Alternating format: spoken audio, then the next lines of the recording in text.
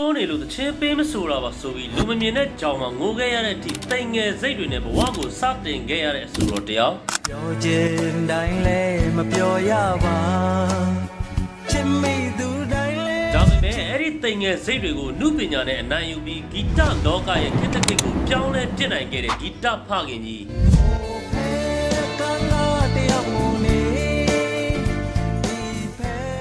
ချားသူတွေကတချင်းတစ်ပုတ်သွင်းဖို့အချိန်ယူနေရတဲ့ခေတ်ကြီးမှာ Evan တစ်ခုလုံးကိုတရက်ထဲနဲ့အပြီးသွင်းနိုင်ခဲ့တဲ့အထိထူးခြားတဲ့ပါရမီရှင်တယောက်ဖြစ်လာခဲ့တဲ့သူကတော့ကျွန်တော်တို့အားလုံးချစ်ခင်ရတဲ့ဦးထီသို့မဟုတ်စိုင်းထီဆိုင်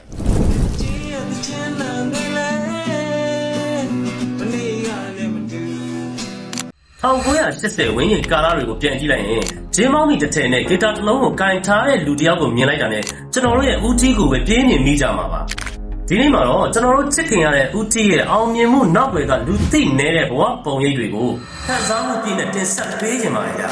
ဦးတီကို1950ပြည့်နှစ်ရှမ်းပြည်နယ်တောင်ပိုင်းလင်းခေးမြို့မှာမွေးဖွားခဲ့ပါတယ်သူ့ရဲ့ငယ်နာမည်ကတော့စိုင်းတင်ဖြစ်ပြီးမောင်နှမ9ယောက်ထဲမှာအကြီးဆုံးသားတစ်ဦးဖြစ်တယ်ဗျငယ်စဉ်ကလေးကအနုပညာပေါ်ဘလောက်ယူသွတ်တယ်လဲဆိုရင်ဖျားစဉ်အောက်ကဘင်ဂျိုလေးပေးမှကြောင်းတက်မယ်လို့ကြီးကြခဲ့တဲ့အထိပါပဲအလဲတန်းကျောင်းသားဘဝကစပြီးချက်ကျောင်းတွေမှာဂီတာပညာကိုစတင်လေ့လာခဲ့ရင်ဂီတဝမ်းစာကိုဖြည့်ဆည်းခဲ့ပါတယ်ထပ်တန်းရောက်တဲ့အချိန်မှာတော့ဦးထီကဂီတာကိုအတော်လေးပိုင်နိုင်တီးခတ်နေနိုင်ပြီပဲဖြစ်တယ်ဗျအထက်တန်းအောင်ပြီးတဲ့နောက်မှာတော့မန္တလေးတက္ကသိုလ်မှာစိတ်ပညာမေဂျာနဲ့ကျောင်းဆက်တက်ခဲ့ပါတယ်စိုင်းသေးဆိုင်လို့ပြောလိုက်တာနဲ့စိုင်းခန်းလိတ်ကိုလည်းမေ့ထားလို့မရဘူးဗျအစိုးရတယောက်ဖြစ်ဖို့အတွက်ကံကြမ္မာကအခွင့်အရေးပေးခဲ့တာကတော့စိုင်းခန်းလိတ်နဲ့တွေ့ဆုံခြင်းပါပဲရှမ်းစာပေနဲ့ယဉ်ကျေးမှုလှုပ်ရှားမှုပွဲတွေကနေစတင်ရင်းနှီးခဲ့ကြတဲ့သူတို့နှစ်ဦးဟာဂီတအပေါ်ယူသွတ်မှုချင်းတူညီနေတာကြောင့်လျင်မြန်စွာပဲတငယ်ချင်းတွေဖြစ်သွားခဲ့ကြပါတယ်1983ခုနှစ်မှာတော့ဦးတီဟာဂီတလမ်းကိုဇောက်ချလုတ်ကင်မှုအတွက်တတိယနှစ်နဲ့ကျောင်းထွက်ခဲ့ပြီးမိဘတွေနဲ့တိုက်ခံလောက်က The Outsiders ဆိုတဲ့ music band လေးကိုစတင်ဖွဲ့စည်းခဲ့ပါတယ်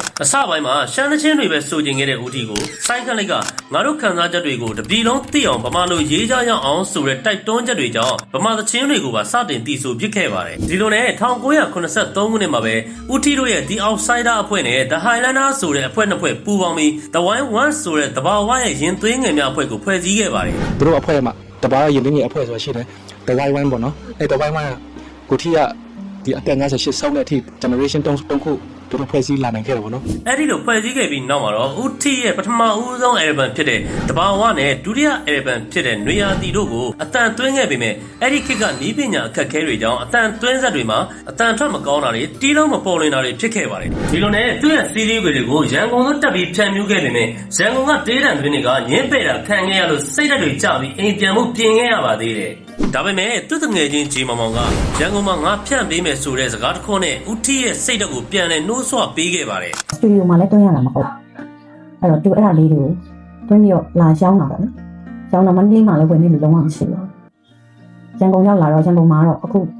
ဂျီမောင်မောင်ဖြစ်လာမယ်သူ့တငယ်ချင်းပေါ့ဂျီမောင်မောင်ကသူစူးစမ်းပြီးဒီရန်ကုန်မှာရှောင်းပေးမယ်ပေါ့နော်သူ့တငယ်ချင်းဂျီမောင်မောင်ရဲ့ကျေးဇူးကြောင့်ပဲစိုင်းနေဆိုင်ဆိုတဲ့အဆိုတော်ပေါက်စလေးကိုလူအနှဲငယ်တိလာခဲ့တယ်ဗျအဲ့ဒီနောက်ပိုင်းမှာတော့ဦးထီရဲ့ဘဝကိုပြောင်းလဲစေမဲ့အခွင့်အရေးတစ်ခုကစိုက်နဲ့ကြားရောက်လာခဲ့ပါတယ်1985ခုနှစ်မှာတော့မန္တလေးရောက်ရှက်တယောက်ဆိုတဲ့တတိယ CD ထွက်ရှိလာခဲ့ပြီးအဲ့ဒီအချိန်ကစလို့စိုင်းဒီဇိုင်ဆိုတဲ့နာမည်ဟာတနိုင်ငံလုံးမှာမသိသူမရှိအောင်အောင်မြင်မှုတွေရရှိလာခဲ့ပါတယ်နောက်ပိုင်းမှာလည်းတကူတော်ခွေပေါင်း80ကျော်ထိထုတ်ဝေခဲ့ပြီးမြမဂီတလောကမှာလည်းမှတ်တိုင်အများကြီးစိုက်ထူနိုင်ခဲ့ပါသေးတယ်အဲ့ဒီလိုအောင်မြင်မှုတွေနဲ့အတူ1984ခုနှစ်မှာလည်းဒေါခင်တန်းစိုးနဲ့အိမ်အောင်ကျခဲ့ပြီးသားတယောက်သမီး2ယောက်ထွန်းကားခဲ့ပါတယ်ဒါပေမဲ့ဝမ်းထဲစရာကောင်းတာက2008ခုနှစ်မတ်လ10ရက်နေ့မှာတော့အသက်58နှစ်အရွယ်မှာပဲအဆိုင်သွေးကြောပေါက်တဲ့ယောဂနဲ့ကျွန်တော်တို့ကိုထာဝရနှုတ်ဆက်သွားခဲ့ပါတယ်ဦးကြီးကွယ်လွန်သွားတာ10စုနှစ်တခုကြော်ခဲ့ပြီဖြစ်ပေမဲ့သူခြံထားခဲ့တဲ့သချင်းတွေနဲ့သူ့ရဲ့ဟန်ပန်တွေကကျွန်တော်တို့ရင်ထဲမှာကတိထိုးထားသလိုအများအားရှင်သန်နေမှာဖြစ်ပြီးလူသားတည်သွားပေမဲ့အမှုပညာနဲ့နာမည်ကတော့ဘယ်တော့မှမတည်ဘူးဆိုတဲ့စကားအတိုင်း